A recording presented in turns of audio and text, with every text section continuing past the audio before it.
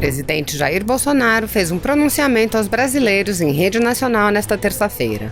Bolsonaro anunciou que faria o pronunciamento nesta manhã, após apontar que a imprensa ignorou a fala do presidente da Organização Mundial da Saúde, que afirmou que os governos precisam considerar a situação das pessoas que trabalham para viver, ao determinar medidas restritivas. No pronunciamento, Bolsonaro lembrou que seu governo vem, desde o início, trabalhando em todas as frentes para sanar problemas históricos e melhorar a vida das pessoas. Bolsonaro disse: "Minha preocupação sempre foi salvar vidas." O presidente afirmou que o combate à pandemia deve ser feito de forma racional, coordenada e responsável, e não pode levar a mais mortes pela fome e pela violência. Bolsonaro mencionou o discurso do presidente da Organização Mundial da Saúde, enfatizando que os governos têm que levar em conta a população que precisa trabalhar para ter o que comer. O presidente disse que, como ele, o diretor da OMS defendeu que temos que considerar o que acontece com cada indivíduo, porque cada indivíduo importa. Bolsonaro prosseguiu explicando que não nega a importância da pandemia, mas da mesma forma temos que pensar nos mais vulneráveis. O presidente explicou que determinou ao ministro da Saúde que não poupasse esforços para aumentar a capacidade da rede de saúde, preparando-a para o enfrentamento da pandemia. Ao mesmo tempo, determinou ao ministro da Economia que providenciasse toda a ajuda para manter a renda e os empregos. Bolsonaro propôs uma missão: salvar vidas sem deixar para trás os empregos.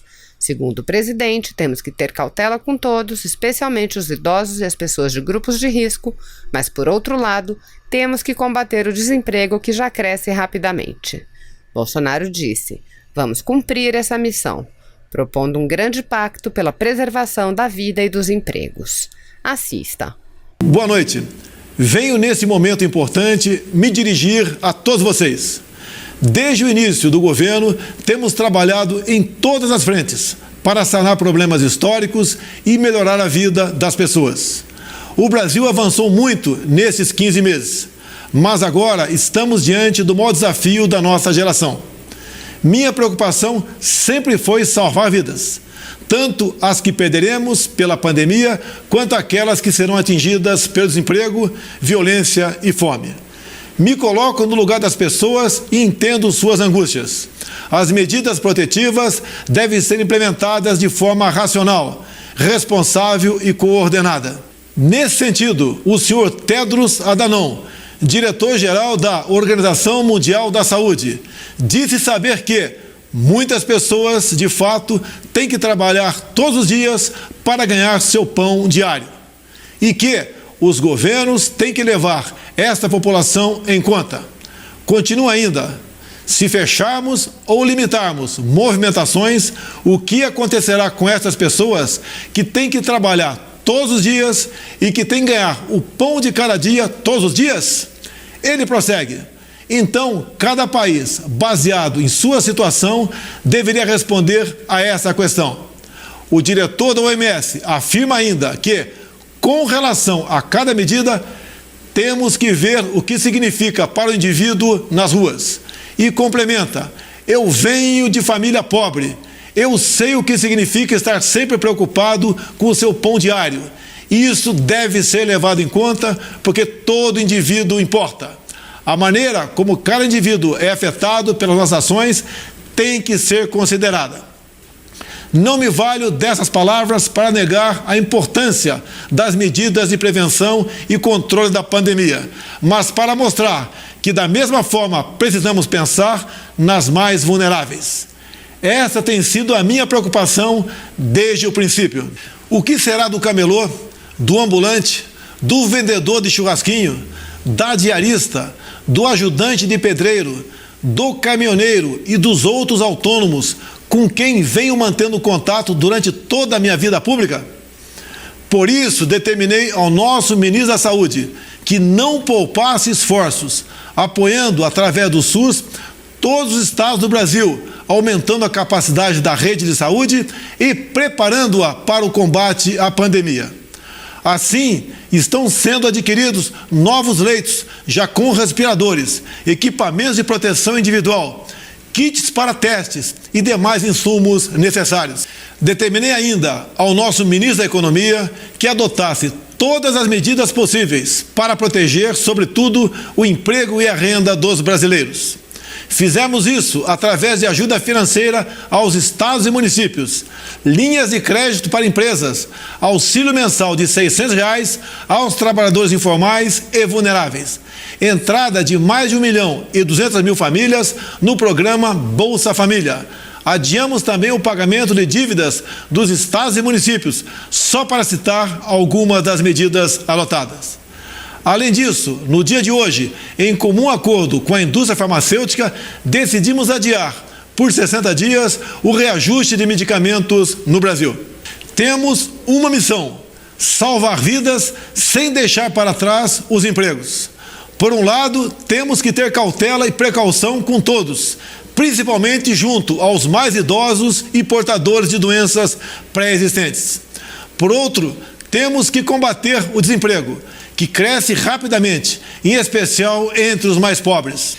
Vamos cumprir essa missão, ao mesmo tempo em que cuidamos da saúde das pessoas. O vírus é uma realidade. Ainda não existe vacina contra ele ou remédio com eficiência cientificamente comprovada, apesar da hidroxicloroquina parecer bastante eficaz. O coronavírus veio e um dia irá embora. Infelizmente, teremos perdas neste caminho. Eu mesmo já perdi entes queridos no passado e sei o quanto é doloroso. Todos nós temos que evitar ao máximo qualquer perda de vida humana. Como disse o diretor-geral da OMS, todo indivíduo importa. Ao mesmo tempo, devemos evitar a destruição de empregos, que já vem trazendo muito sofrimento para os trabalhadores brasileiros. Na última reunião do G20, nós, os chefes de Estado e de governo, nos comprometemos a proteger vidas e a preservar empregos. Assim o farei. Desde fevereiro, determinei o emprego das Forças Armadas no combate ao coronavírus. O Ministério da Defesa realizou o resgate de brasileiros na China. Agora, as Forças Armadas atuam em apoio às áreas de saúde e segurança em todo o Brasil. Foi ativado um centro de operações que coordena as ações e 10 comandos conjuntos foram criados, cobrindo todo o território nacional. Realizo ações que vão desde a montagem de postos de triagens de pacientes, apoio a campanhas informativas e campanhas de vacinação, logística e transporte de medicamentos. Os laboratórios químico-farmacêuticos militares entraram com força total e, em 12 dias, serão produzidos 1 milhão de comprimidos de cloroquina, além de álcool gel. Repito, o efeito colateral das medidas de combate ao coronavírus não pode ser pior do que a própria doença. A minha obrigação como presidente vai para além dos próximos meses. Preparar o Brasil para a sua retomada, reorganizar nossa economia e mobilizar todos os nossos recursos e energia para tornar o Brasil ainda mais forte após a pandemia. Aproveito a oportunidade para me solidarizar e agradecer o empenho e sacrifício pessoal de todos os profissionais de saúde, da área de segurança, caminhoneiros e todos os trabalhadores de serviços considerados essenciais, que estão mantendo o país funcionando, bem como aos homens e mulheres do campo que produzem nossos alimentos. Com este mesmo espírito, agradeço e reafirmo a importância da colaboração e a necessária união de todos num grande pacto pela preservação da vida e dos empregos. Parlamento, Judiciário, governadores, prefeitos e sociedade. Deus abençoe o nosso amado Brasil. Próxima pergunta, Délis Ortiz, TV Globo. Boa noite, já. O Senado estava disposto a votar a amplificação e detalhamento dessa medida dos R$600, que foi acordada com o governo na semana passada, foi aprovada rapidamente, e eles não puderam fazer isso porque não houve a sanção dessa proposta que já foi aprovada por eles, conforme o próprio governo dizia que tinha uma urgência. É uma medida de urgência, portanto, não pode esperar. No entanto, o líder do governo pediu aos senadores um tempo para que o governo tome conhecimento do projeto, da proposta, e avalie O governo está sendo pego de surpresa com esse texto ou já sabia? Por que demora na sanção se é uma medida emergencial e se os senhores estão assegurados por causa da declaração de calamidade pública, por causa da resposta dada pelo Supremo? O que as pessoas não conseguem entender, e os senadores estão reclamando nesse momento, é que eles tiveram que adiar essas votações de ampliação de benefícios que vêm sendo defendidos pelo presidente e pelos senhores. As pessoas não podem mais esperar, e aí o governo pede para esperar porque precisa conhecer melhor o projeto e analisar. Os senhores foram pegos de surpresa? Não, eu acho que está havendo, de novo, como sempre, há sempre um...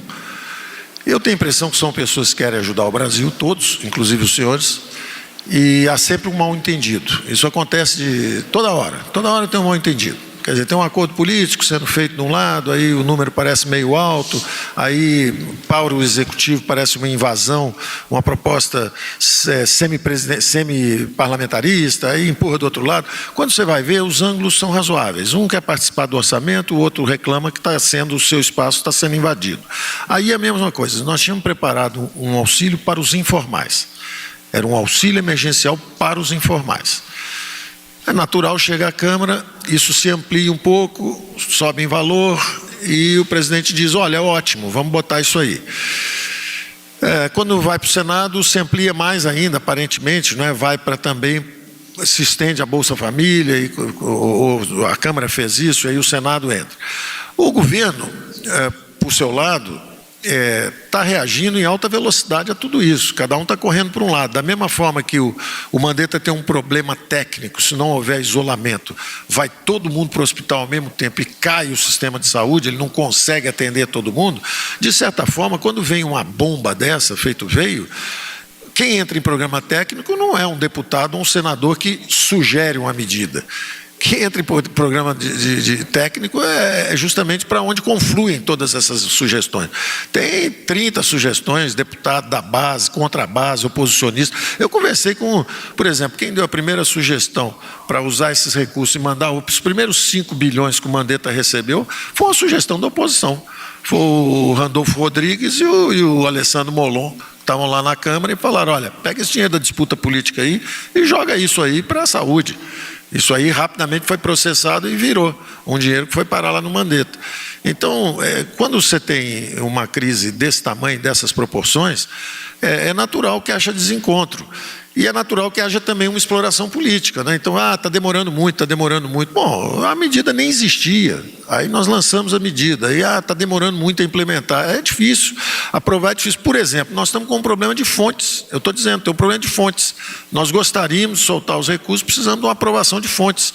O secretário do Tesouro, o secretário da SOF, da Orçamentação, eles falam, bom, nós estamos sem fontes. Isso está autorizado pelo ministro lá, mas não está autorizado ainda pelo Congresso, precisa de uma PEC. Isso não é o governo em si, isso tem coisa fora do governo, tem coisa que precisa dentro do governo. Então, em vez de explorarmos essas diferenças politicamente, o que eu estou sentindo é o seguinte, o Brasil não tem muita paciência para esse jogo político. O Brasil não está com muita paciência, inclusive para a nossa própria capacidade de ou incapacidade de processar isso com rapidez. Então nós temos que responder rapidamente a esse desafio que está sendo colocado para atender a população brasileira, temos que fazer a nossa meia-culpa do lado de cá também, bate muita coisa, então é difícil às vezes articular tudo entre nós, é verdade isso, quer dizer, o líder do governo que está lá fazendo essa defesa, às vezes ele não está colado no Mandetta sabendo o que o Mandetta está fazendo, vocês sabem a dificuldade política que é e que foi o ano passado inteiro, não é? Porque tinham regras anteriores que funcionavam de um jeito, tem um grupo que chegou com outro funcionamento, essa compatibilização não é simples, não é fácil, e a cada momento tem crítica de um lado e tem crítica do outro, a democracia já é barulhenta, mas no momento que nós somos atingidos por algo dessa gravidade, eu acho que não é momento para ficarmos explorando diferenças, e sim ver como é que nós podemos ajudar uns outros. Nós temos que ajudar uns aos outros agora. Então, isso vale inclusive para o setor privado, discutimos isso na reunião que tivemos com os empresários, a mesma coisa. Saímos da reunião, já uma determinada empresa resolveu comprar 1 milhão de testes, vai testar 70 mil para os seus funcionários e para os familiares dos funcionários e vai doar aos outros 930 mil para nós. Esse desafio foi feito para as 500 maiores empresas brasileiras. É um desafio que nós estamos lançando. Testem seus funcionários, prestem um serviço, mostrem lealdade aos seus próprios servidores, aos seus próprios funcionários. Isso está acontecendo, eles estão ajudando, a iniciativa privada está vindo, está começando a comprar os testes, vai ajudar todo mundo. Então, particularmente em relação a isso, se nós estamos, por que está demorando, se um líder do governo trouxe essa conversa de que não está, ele pode estar sem saber exatamente o que nós estamos fazendo aqui também, é possível, ele está lá conversando lá no Congresso, tem 2 ou 3 centros de poder lá atuando, então tem gente procurando trabalhar em torno de uma concepção nova para um lado, tem uma outra turma oferecendo apoio para a nossa concepção, tem tudo acontecendo num Congresso a qualquer momento do tempo. O nosso programa, a nossa parte econômica, nós estamos aprovando, entre nós, as medidas estão liberadas, estão avançando. Elas entram na Casa Civil, elas vão à submissão, o presidente que já concordou com a gente, mas juridicamente entra a CGU, entra a AGU, todo mundo tem que olhar isso. É o rito burocrático, que nós estamos lidando com recursos públicos. Se fosse o dinheiro nosso, botava a mão no bolso, soltava em 30 minutos. Fazia um cheque. O problema não é esse, o problema são recursos públicos. Isso mais tarde é pedalada fiscal, isso é impeachment, isso não foi autorizado dessa forma, não tinha licença do Supremo, mas era uma decisão monocrática, depois foi retirada. Então nós precisamos do apoio do Congresso, nós precisamos que o apoio nos dê a origem, nos dê as fontes, ratifique a decisão que o ministro Alexandre Moraes adiantou. Então isso é um trabalho de cooperação, o Brasil precisa de cooperação, nós vamos sair juntos disso. É um problema que nos atinge a todos, não é hora para explorarmos diferenças, então eu jamais usaria uma oportunidade como essa para falar mal do Congresso, ou para falar mal do líder, ou para falar mal. Eu só digo o seguinte, é natural que haja um certo desencontro num momento crítico como esse. Tem gente querendo aprovar coisas que não cabem no orçamento, aí de repente você, com a calamidade pública, você libera o orçamento, mas aí já aparece gente querendo pegar coisas que não tem nada a ver com a crise e enfiar no orçamento também. Aí você tem que olhar com cuidado para tirar os jabutis, vetar coisas que são colocadas às vezes em certas medidas. Então é um momento complexo, não é nada simples, e eu tenho que acreditar que cada um está fazendo o melhor, inclusive a mídia, cada um fazendo o melhor de si para ajudar a sairmos da crise. Está encerrada a coletiva de imprensa. Um momento, o ministro Sérgio Moro. É aqui uma declaração que me veio rapidamente aqui. Informação última hora, mas isso precisa ser confirmado, né? Mas a informação que eu recebi aqui, foi preso em São Leopoldo um detento de 38 anos que foi libertado semana passada por prisão domiciliar humanitária. Foi apreendido com ele 124 quilos de cocaína, 12 quilos de crack, 6 fuzis 5.56 e um 7.62, além de uma submetralhadora 9mm e mais 5,5 mil cartuchos de fuzil. Então, assim, de fato, né, medidas de soltura de presos em situação de risco ou em circunstâncias específicas têm que ser muito bem avaliadas. Aqui não vai nenhuma crítica generalizada, né, os magistrados fazem um grande trabalho, mas, por exemplo, não pode soltar preso que tem ligação com facção criminosa sob pena de colocar em risco a população, né, e gerar uma crise de segurança pública. Enfim, na situação do indivíduo que é colocado em prisão domiciliar por questões humanitárias relacionadas ao coronavírus, e uma semana depois é apreendido com ele tanta quantidade de droga, tanta quantidade de arma. Já encerrou, já sabe. Enfim, pelo jeito não estava tão precisando, tão doente assim para ser colocado em liberdade. Então precisa ter uma análise de cada caso. Não pode ser colocado em liberdade indiscriminadamente, tá? Esse é um apelo que eu faço, acho importante. Não vou dizer que isso aqui também é uma situação generalizada, né, mas esses casos individuais fazem a diferença. Então, só esse adendo aqui que achei relevante. Acabamos. Se você apoia Jair Bolsonaro, curta este vídeo. Manifeste a sua opinião e compartilhe para que a vontade do povo brasileiro seja conhecida. Inscreva-se no canal para ter acesso gratuito ao nosso conteúdo. Uma produção Folha Política.